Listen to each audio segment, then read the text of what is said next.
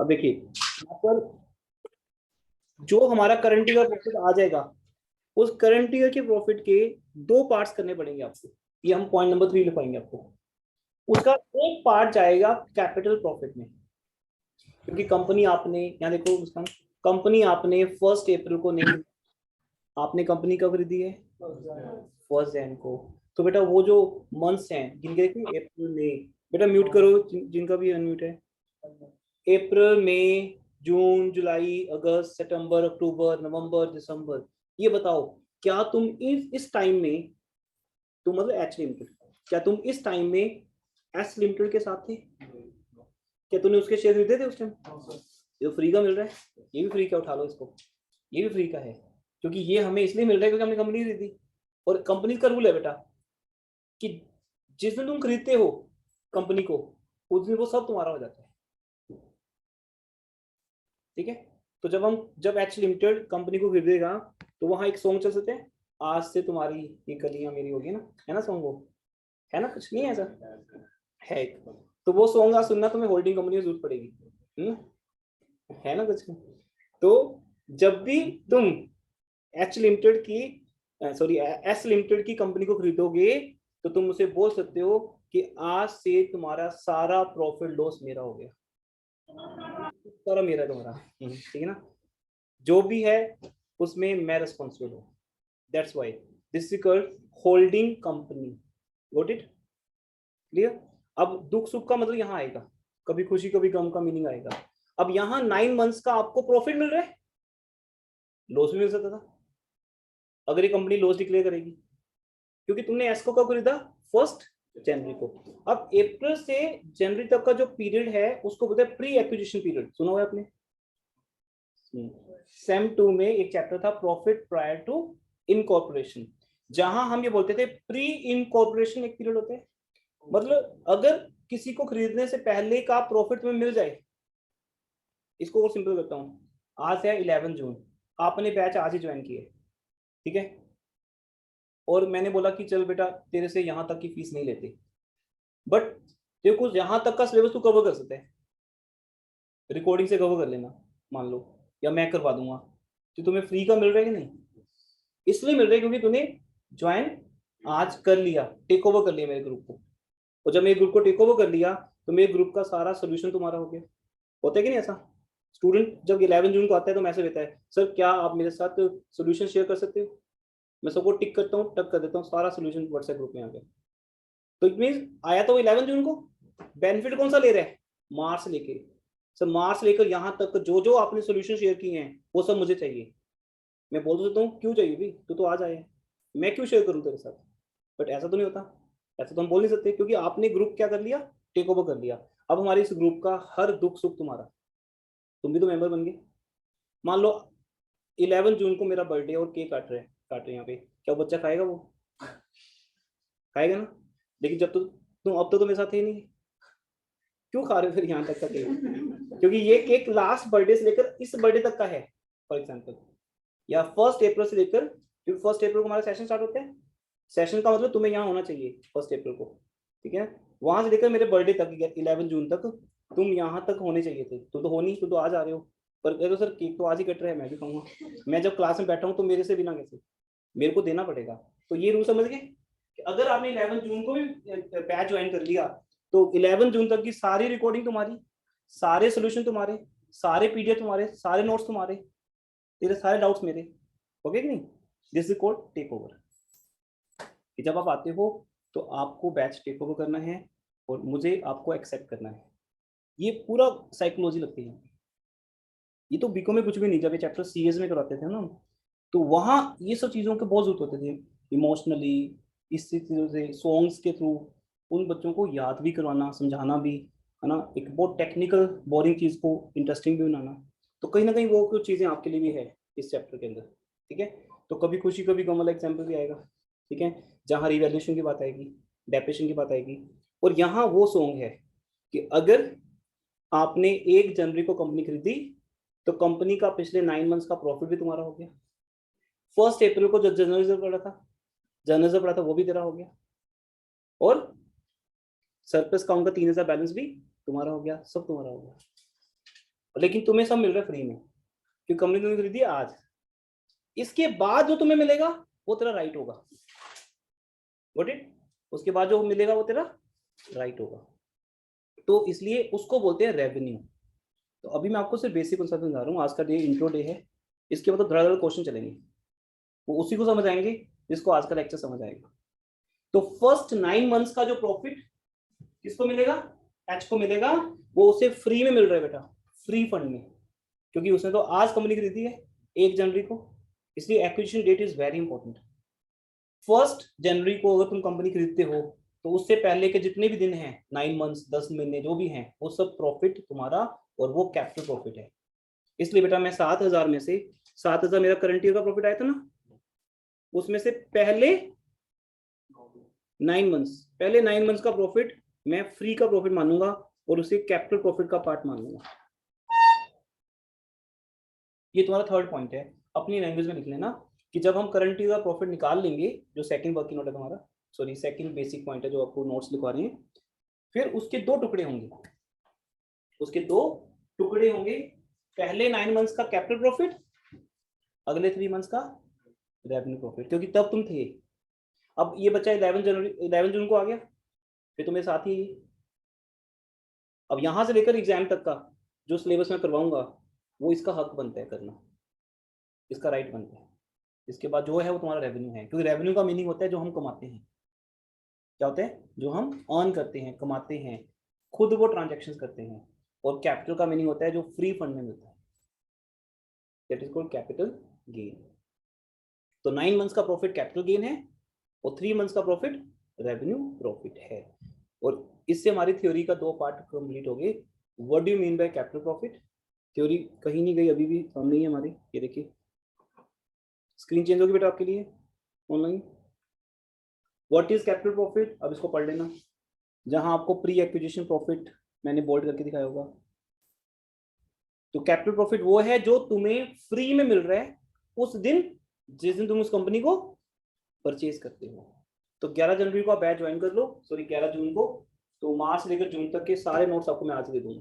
मैं ऐसा बोलता हूँ किसी स्टूडेंट को, वो उसका कैपिटल गेन है, यहाँ ना होते हुए भी उसको वो सब मिल गया। क्लियर? But it everyone. और उसके बाद तो कंपनी है ही किसकी बेटा? एच की है। फिर तो एच कहता मैं ही हूँ यहाँ पे, अब तो मेरी कंपनी है। 11 जनवरी से तो मैंने चला, सॉरी 1 जनवरी से मैंने चलानी है, तो 1 जनवरी से लेकर 31 मार्च तक का जो 3 महीने का प्रॉफिट है वो उसने अपने हाथों से कमाया है।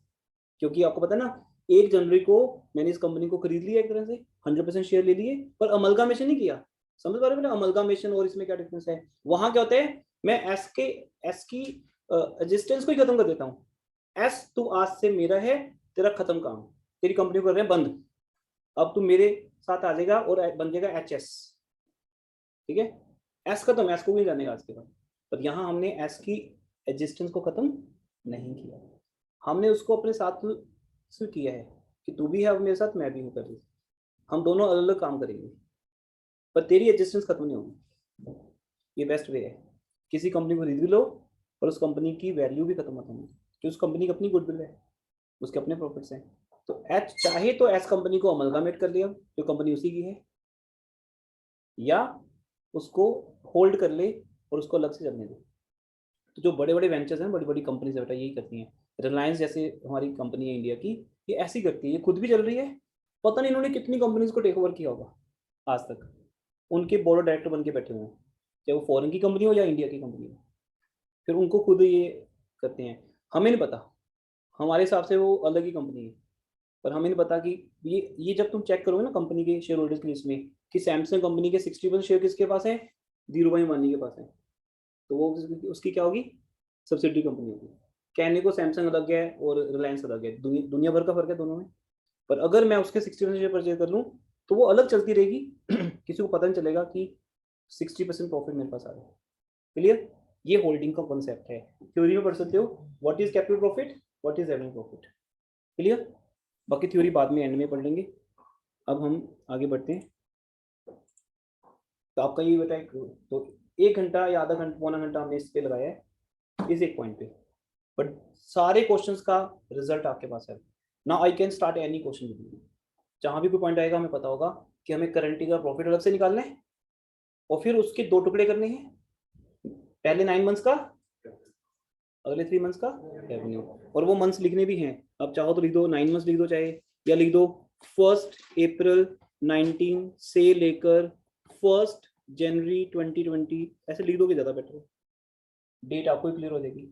9 मंथ्स तो लिखे हुए ना उन्होंने। और उसके बाद बेटा 7000 का 9/12 करोगे जब, 3/4 का मतलब वही है, इस 3/4 का मतलब 9/12, वो जानबूझ के 9/12 को 3/4 देते।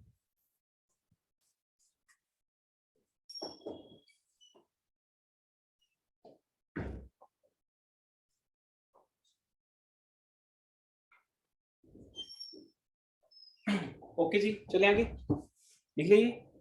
ये आपका फर्स्ट वर्किंग नोट था। अब सेकंड वर्किंग नोट पे आ जाओ। सेकंड वर्किंग नोट को बोलते हैं एनालिसिस ऑफ रेवेन्यू प्रॉफिट।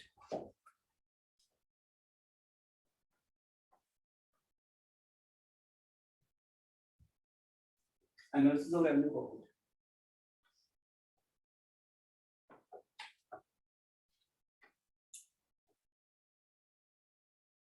अब हमारे पास प्रॉफिट 3 मंथ्स का आएगा। ये 3 मंथ्स कौन से वाले हैं, बोलो सब लोग। हाँ, जनवरी फरवरी मार्च। जब मैंने इस कंपनी को खरीद लिया था, जब मैंने इस कंपनी को खरीद लिया था बेटा, परचेज करने के बाद का टाइम है ये। प्रॉफिट वो 3 मंथ्स, यहाँ लिख देना ज्यादा बेटर है, जनवरी 1 20 से लेकर ईयर के एंड तक 31 मार्च 20 तक का प्रॉफिट मेरा। ये प्रॉफिट मैंने अपने हाथों से कमाया है, मतलब मैंने कमाया ये प्रॉफिट, तो मैं उसका डायरेक्टर हूँ।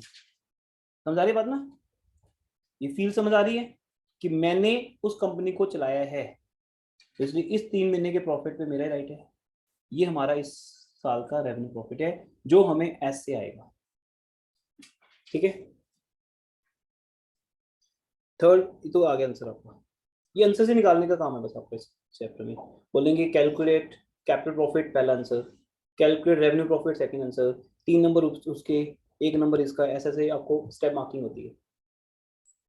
चले थर्ड पॉइंट पे। अब इन दोनों पे ही डिपेंड होगा थर्ड पॉइंट। थर्ड पॉइंट का मीनिंग है कैलकुलेशन ऑफ कैपिटल रिजर्व या गुडविल। मींस इस कंपनी को खरीद के मुझे, ये तो बात आपको एमलगामेशन में भी समझाई थी, +2 में वेंडर केस में जानते थे आप। अगर आपने इस कंपनी को महंगे में खरीदा है, कॉस्टली खरीदा है, तो गुडविल, इट मींस आपने इस कंपनी की गुडविल पे की है। अगर इस कंपनी खरीद के आपको क्या हुआ है, प्रॉफिट हुआ है, वो कैपिटल प्रॉफिट हुआ है। तो ये बात उस दिन की है जिस दिन 1 जनवरी 2020 थी, उस दिन की बात है। तो मतलब अपने दिमाग को वहां जाके रोक दो, 1/1/2020 पे खड़े होकर हम बात कर रहे हैं कि इस कंपनी को खरीद के फायदा हुआ या नुकसान हुआ। जैसे आप कोई प्लॉट खरीदते हो, प्लॉट खरीदने के बाद रात को जब घर पहुंचते हो, पूरे डे तो बिजी रहे, आपके नाम पे प्लॉट ट्रांसफर होता है, फिर घर पे फैमिली क्या बात कर रही है कि बढ़िया हो गया जी, ये प्लॉट सस्ते में मिल गया, अच्छा हो गया, मतलब ऐसा हो गया। या दुखी होते हैं कि खरीदना पड़ गया, बस ये तो है तो काफी महंगा पर खरीदना पड़ गया, मजबूरी थी, घर के साथ था, अगर नहीं खरीदते तो फिर कोई और खरीद लेता, लाइक दैट। तो हमेशा एक प्रॉपर्टी खरीदने के बाद हम ये मीटिंग जरूर करते हैं, जिसका मतलब कोई होता नहीं वैसे, जब खरीद लिया तो फिर ये मीटिंग क्यों, तो क्यों मीटिंग हो रही है ये। पर फिर भी मजा आता है, मतलब इंडिया में ये चीज मजेदार होती है कि चलो जी आज का पूरा दिन हेक्टिक रहा, लेकिन चलो प्लॉट अपने नाम हो गया, अच्छा हो गया, सस्ता खरीद लिया महंगा खरीद लिया, ये जरूर कैलकुलेशन होती है।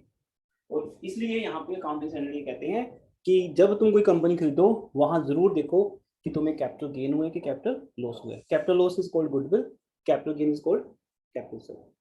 तो देखते हैं पहला पॉइंट बेटा, इसमें लिखो साथ साथ में, हमारी कॉस्ट ऑफ इन्वेस्टमेंट कितनी है, कितने में खरीदे हमने ये शेयर्स, 50,000 में। तो पहली लाइन लिखो बेटा, cost of investments in shares of S limited.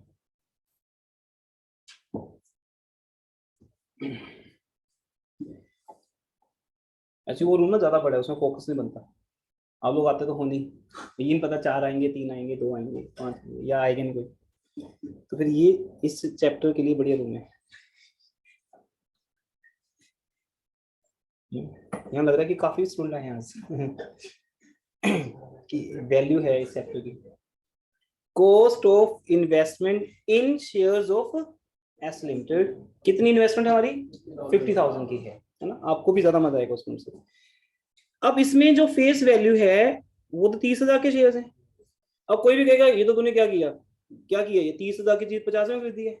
तो बोलो रुक तो जा, खजाना भी तो देखा। ये मत देखिए 30 का प्लॉट 50 में खरीदा है, वो दुनिया जानती है, मुझे पता है कि इसके अंदर खजाना है, और खजाना भी तारे कैसे हैं। जैसे ही हमने ये प्लॉट खरीदा बेटा, ये देखो प्लॉट खरीदते ही 23,000 का चेक आपके अकाउंट में, कैपिटल प्रॉफिट। वो कैसे निकाला हमने, उसके ऊपर 45 मिनट्स का लेक्चर हो चुका है। अब कोई पूछे सर ये कैसे है, करो बता दो, फिर तो गलत बात है ना। कैपिटल प्रॉफिट ही तो मेन चीज है, जो हमने इतनी देर में समझा है कि पहले 9 मंथ्स का क्या चीज है।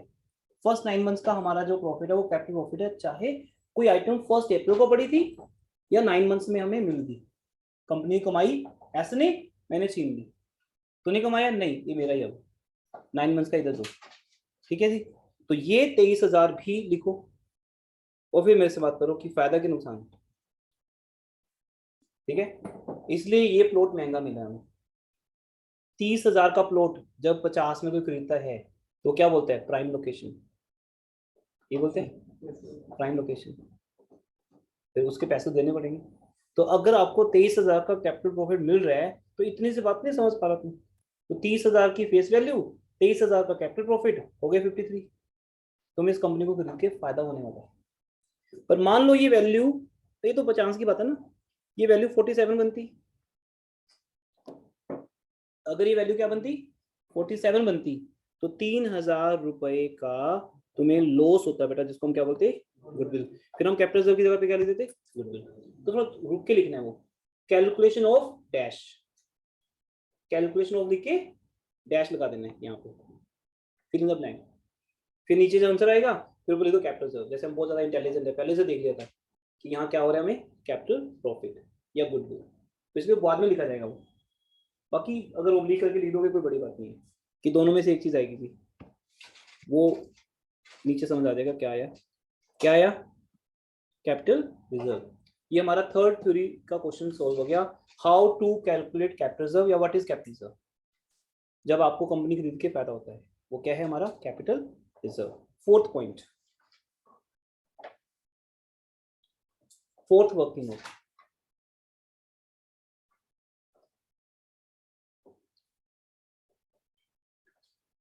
अच्छा अगर यहाँ पे कैपिटल रिजर्व पता, सुनो एक मिनट, अगर यहाँ पे कैपिटल रिजर्व नहीं आता तो पता है हम क्या लिखते, गुडविल के कौन नाम है, yes acquisition cost of control. इस कंपनी पे कंट्रोल पाने के लिए जो मैंने सेक्रीफाइस किया है दैट इज कॉल्ड गुडविल। जैसे हॉरर मूवीज में दिखाते नहीं, और किसी के अंदर कुछ ऐसे हॉन्टेड सोल चली जाती है, कि कोई आता है किसी को बुलाया जाता है तो बहुत ज्यादा मेहनत करता है वो, तो उसको बाद में क्रेडिट मिलता है उस चीज का कि सर आपने बचा लिया। तो फिर उसका शक्ल देखो कैसी होगी फिर उसके बाद, कहते मैंने इतना सेक्रीफाइस किया, मतलब कहाँ कहाँ उठा उठा के मारा उसने मुझे, है ना। उसके बाद जाके मुझे यहाँ पर ये सक्सेस मिल गया, यहाँ पर हाँ जो मर्जी कह लो, मूवी सब में एक जैसे रहते हैं। तो पहले तो दिखाते हैं ना वो चीज, परेशान बहुत करता है वो, है ना। अल्टीमेटली तो अल्टीमेटली तो हमें सक्सेस मिल जाती है। तो दैट्स वाई कि अब ये जो भी आपने सेक्रीफाइस किया है ना, वट एवर द थिंग्स जो आपको करनी पड़ी वहां पे, ठीक है, तो वो मेरा लॉस है। तो इसलिए जब लॉस होगा तो उसी को बोलते हैं कैलकुलेशन ऑफ गुडविल या कॉस्ट ऑफ कंट्रोल। तो कॉस्ट ऑफ कंट्रोल आ गया हमारा। तो कॉस्ट ऑफ कंट्रोल ये है, अगर आता तो वो कब आता, जब हमें capital profit plus face value मिलके कितना मिलता 47। तो इस कंपनी को खरीदने के लिए मैंने 3,000 पे एक्स्ट्रा दिया, क्योंकि 47 तक तो कोई दुख नहीं है, मैंने पैसे दिए, प्लॉट मेरा हो गया। अब जो तुम एक्स्ट्रा मांग रहे हो जो, वो मेरा क्या है कॉस्ट ऑफ कंट्रोल। तो थ्योरी में थर्ड क्वेश्चन ये बनता है, what do you mean by cost of control. तो मैं 3 क्वेश्चन आंसर दे चुका हूँ, what is revenue profit, what is capital profit, what is cost of control. Theory भी साथ साथ चल रही है, या कैपिटल ऑफ इनमें से एक चीज आएगी। अब आ जाओ फोर्थ पॉइंट पे, ये आपका वर्किंग नोट है, balance of surplus account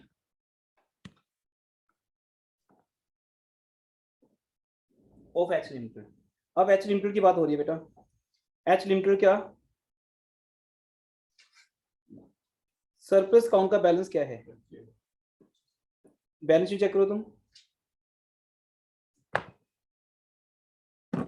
balance sheet क्या लिखे है? ये आपका सरप्लस का।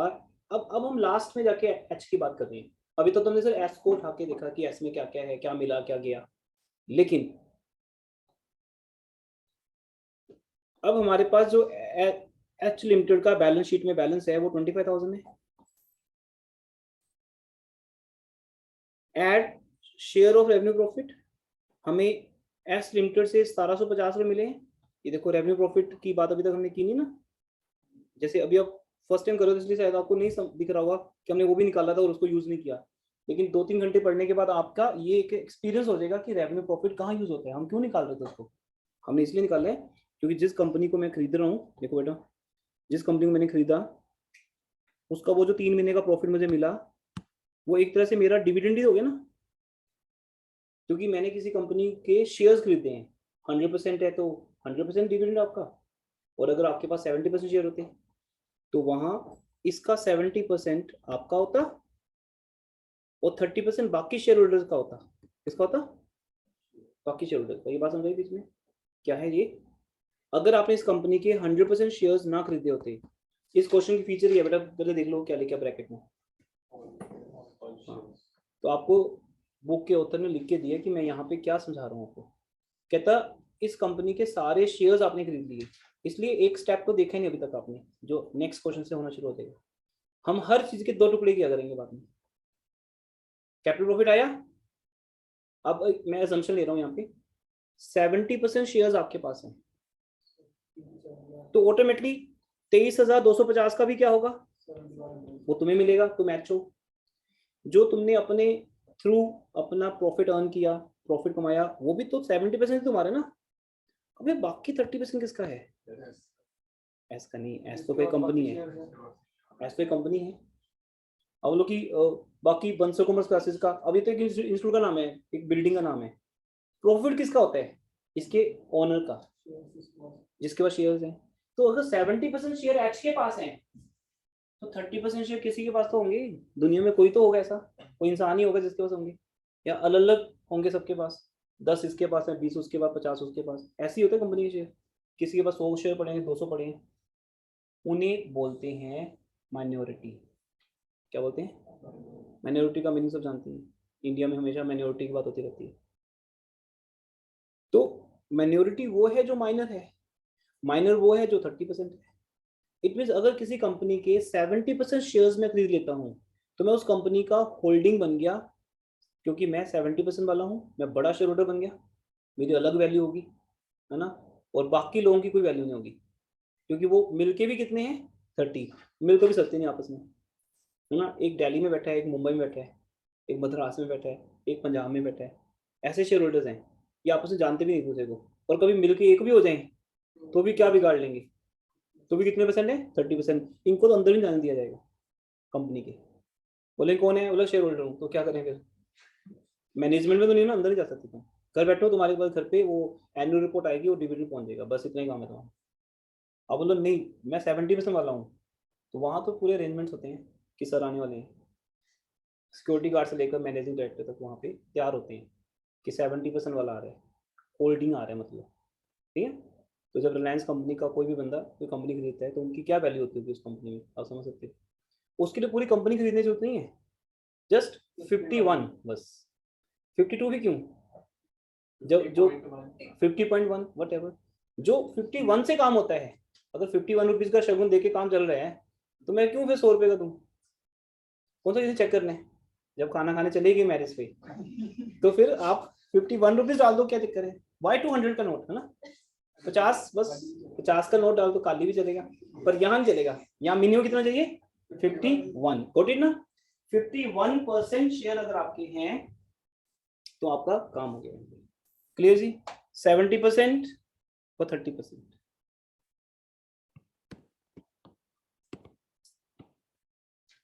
चलिए आगे। तो अब आपको समझ आ गया माइनॉरिटी कौन है। तो थ्योरी का लास्ट पॉइंट भी कवर हो गया। Who is minority? Minority means those share holders who have the balance shares and they will get the remaining share in everything. तो अगर वो 30% है तो कैपिटल प्रॉफिट का 30% भी उनको मिलेगा, रेवेन्यू प्रॉफिट का 30 भी उनको मिलेगा। बट ये क्वेश्चन एक्सेप्शनल है, एक्सेप्शनल, ऐसा क्वेश्चन कभी आना नहीं एग्जाम में, ये एक्सेप्शनल है जिसमें सारे शेयर्स आप खरीद के बैठे हो। इसलिए बेटा 1750 का पूरे का पूरा प्रॉफिट, 1750 का पूरा प्रॉफिट ही तुम्हारा हो गया। तो लो जी ऐड कर दिया हमने। अब ये किस में ऐड होगा? सिंपल है, जो वहां से डिविडेंड आएगा, ये प्रॉफिट है ना, जो वहां से प्रॉफिट आएगा वो मेरे सरप्लस में ऐड हो जाएगा। मेरा पहले जो सरप्लस था, ये 25,000 सरप्लस किसका है? एच का, अपनी कंपनी से। और 1750 उसको कहां से आया? एच से आया। दोनों प्रॉफिट्स एच के हो गए, क्योंकि ये एच कंपनी खुद कमा रही है शुरू से, और ये जनवरी से लेकर कमा रही है। दोनों फर्क तो है ही। इसको ऐसे मान लो, एक इंस्टीट्यूट में पूरे साल से चला रहा हूँ, और एक अभी भी खरीदी है जनवरी में, पंचकुला में कोई इंस्टीट्यूट है, वो नहीं खरीदी अभी, तो उसका 3 महीने का प्रॉफिट मेरा हो जाएगा, जनवरी फरवरी मार्च। बट पिछले 9 महीने का मेरा ही होगा, बट वो अलग कैटेगरी का होगा, वो फ्री वाला होगा, क्योंकि तब मैं था भी नहीं, फिर भी मिल गया मुझे। लेकिन जनवरी से तो मुझे जाना पड़ता है मॉर्निंग में, वहाँ संभालनी पड़ती है कंपनी, हार्डवर्क करना पड़ता है वहाँ। तो ये 3 महीने का रेवेन्यू, तो मेरा जो रेवेन्यू प्रॉफिट का शेयर होगा एस लिमिटेड का, वो मेरे सरप्लस में आके ऐड हो जाएगा। ये लास्ट स्टेप हुआ होगा, और इसका नाम क्या होगा? Balance of surplus account of expense. तो इस तरह से लाइव एक डिस्कशन थी। I hope you all of have understood these points. हाँ जी, समझ आ गया सब? बैक टू बैक 4 पॉइंट्स हैं, analysis of capital profit, revenue profit, capital reserve, surplus account. बस ये 4 वर्किंग नोट्स हैं, एक आधा और आ जाएगा कहीं ना कहीं कभी, बस 5 वर्किंग नोट मैक्सिमम होते हैं। ठीक है, इसके बाद जब ये सब समझ आ जाएगा हमें, फिर वो बोलेगा मेन काम तो रहेगा अभी, इसको समझते हैं। तो आज हमारा कोई ये भी क्वेश्चंस करना नहीं है, ये इंट्रो डे है। तो आज बैलेंस शीट की भी बात करते हैं। इसको बोलते हैं consolidated balance sheet of H and it's subsidiary limited. पर अभी बनानी नहीं है, करेंगे अभी थोड़ा सा और आगे बढ़ते हैं, इस लायक बन जाए पहले कि बैलेंस शीट को देख पाए। तो अब तैयार हो जाइए, अभी एक से एक बढ़कर क्वेश्चन आएगा आपके लिए। इंट्रो खत्म, वेलकम ड्रिंक खत्म। ठीक है, लो जी सेकंड पॉइंट आ गया, रीड करो इसमें क्या लिखा, क्या लिखा है इसके अंदर?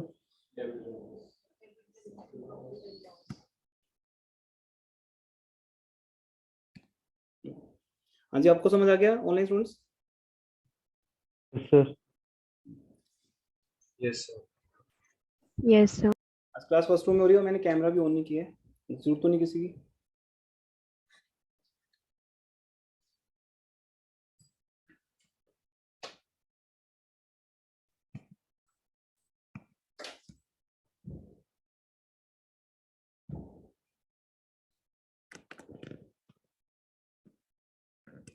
दूसरे कैमरे पे ट्रांसफर करना पड़ेगा, अभी मैं कैमरे की बात नहीं कर रहा।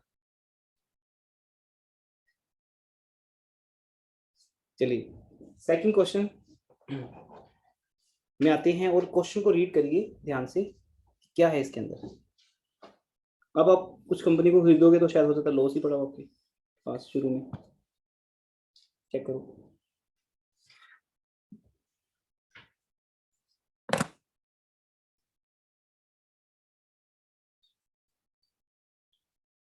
अच्छे से पढ़ लो पहले क्वेश्चन को, कौन किसको खरीद रहा है, कितने परसेंट, कितने शेयर्स, कितने में, डेट क्या है।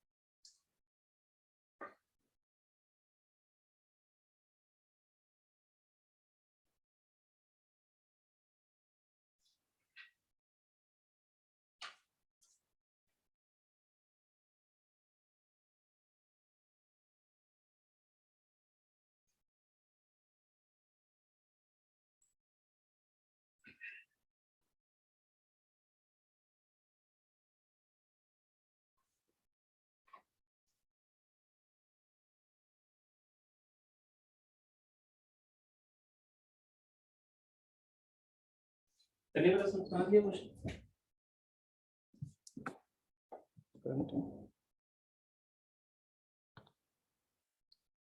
अब देखिए, जब हम सबसे पहला वर्क नोट बनाएंगे, अब ये ऐसे बनाओ या वैसे बनाओ, आपकी मर्जी है, आप वही साल फॉलो करो जैसे हम बनाते थे, है ना। तो सबसे पहले आएगा हमारे पास शुरू में क्या पड़ा है। तो फर्स्ट हेडिंग क्या है, एनालिसिस ऑफ कैपिटल प्रॉफिट या कैपिटल लॉस भी आ सकता है, देखते हैं। तो शुरू में क्या पड़ेगा कंपनी के पास, कौन किसको खरीद रहे हैं, ए बी के शेयर्स खरीद रहे हैं 60%, किस डेट को, 1 जुलाई को। ठीक है, तो समझ गए 1 जुलाई का मतलब प्री एक्विजिशन पीरियड हो गया 3 महीने का, अप्रैल मई जून। तो अभी फर्स्ट क्वेश्चन में स्लो थे बहुत अब आई थिंक मैच्योर हो गया कि हाँ प्री एक्विजिशन क्या बोलते हैं, अप्रैल में जून। लेकिन जिस दिन कंपनी खरीदी, चाहे वो 1 जुलाई डेट है या 1 अप्रैल है, उस टाइम पे क्या क्या पड़ा था कंपनी के पास, क्या पड़ा था उस दिन, पड़े थे debit balance 75,000, debit balance of PL, ये तो लॉस हो गया, है ना। अब जो अब आपने वो प्लॉट खरीदा, प्लॉट खरीदने के बाद समझ आया कि ये तो लॉस है, या इसमें तो एक लॉस पड़ा है, मतलब इसमें कोई ऐसी चीज है जिसको निकालने में उल्टा पैसा खर्च होंगे, है ना, कोई चीज कई बार ऐसा होता है, तो ये लॉस है कुछ, है ना। तो ठीक है, अब जो है मेरा ही है वो। तो इस कंपनी के पास लॉस था जब मैंने इस कंपनी को खरीदा। हाँ, हो सकता है कि अब एंड में आते आते क्या हो गया हो, प्रॉफिट, वो तो अलग सीन है, पर शुरू में क्या था, लॉस। तो बेटा मेरे कैपिटल प्रॉफिट में सरप्लस अकाउंट का, अब आपको बताइए प्रॉफिट एंड लॉस को हम क्या लिखेंगे, सरप्लस अकाउंट का कौन सा बैलेंस है, डेबिट बैलेंस है, ये लॉस है, कितना लॉस है, 75,000 का। दूसरा, रिजर्व्स एंड सरप्लस की अगर हम बात करें, आपको ऐसे नहीं लिखना बिल्कुल भी, आपको जब बात समझ आएगी तब लिखना, है ना, क्योंकि लिखने वाले वर्ड्स तो बहुत कम है, समझने टाइम लगेगा। तो पहला वर्किंग नोट क्या है, एनालिसिस ऑफ कैपिटल प्रॉफिट, उसके अंदर सरप्लस अकाउंट का ओपनिंग बैलेंस लॉस है, तो 75,000 को ब्रैकेट में लिख दो। इसके अलावा क्या है ये पूछ रहा हूँ आपसे, रिजर्व्स एंड सरप्लस, है ना। और रिजर्व्स एंड सरप्लस में 1,10,000 जो आपको दिया है क्वेश्चन में बी का, वो क्लोजिंग बैलेंस दिया है, और जबकि इसी सरप्लस या रिजर्व एंड सरप्लस, क्योंकि अब इन्होंने कंबाइन कर दिया ना, अब रिजर्व और सरप्लस अलग अलग नहीं है, एक ही फिगर है, चाहे रिजर्व बोलो या सरप्लस बोलो। अब रिजर्व्स एंड सरप्लस का ओपनिंग बैलेंस अगर 70,000 लॉस है और क्लोजिंग बैलेंस 1,10,000 पॉजिटिव है, तो समझ रहे क्या हुआ है, 185 का पॉजिटिव, ये एक मिरेकल हुआ है, लॉस से कहाँ पहुंच गए हम, प्रॉफिट पे, है ना। तो इसलिए मैंने आपको हैबिट दी है कि जैसे इन्होंने किया, ये तो फालतू चीज है, ये तो करना ही चाहिए, ऐसे स्टूडेंट समझ नहीं पाएगा अगर हर क्वेश्चन में प्रेजेंटेशन चेंज होती जाएगी। आप उसी लाइन पे चलो, आप ये देखो इधर एक लाइन ड्रॉ करो और लिखो साइड पे, क्या लिखो साइड पे, कैलकुलेशन ऑफ, हाँ जी क्या लिखोगे साइड पे, calculation of current years profit, वो एक लाइन ड्रॉ करके लिखना है। और इस तरफ लेफ्ट साइड पे क्या निकाल रहे हो, कैपिटल प्रॉफिट, वो चलता जाएगा कोई दिक्कत नहीं, बट वो इस बात पे डिपेंड है कि करंट ईयर का प्रॉफिट कितना है। और वो मैंने वो अभी भी समझाया था, फॉर्मूला कह लो या कॉन्सेप्ट कह लो, closing balance minus opening balance. Closing balance है 1,10,000, फिर लिख देना ऊपर रिजर्व्स एंड सरप्लस की बात हो रही है, क्या बोल रहा हूँ बेटा, calculation of current year profit, और उसके अंदर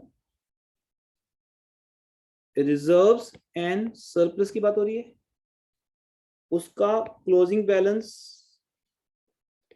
1,10,000 माइनस ओपनिंग बैलेंस जो कि 75,000 नेगेटिव है,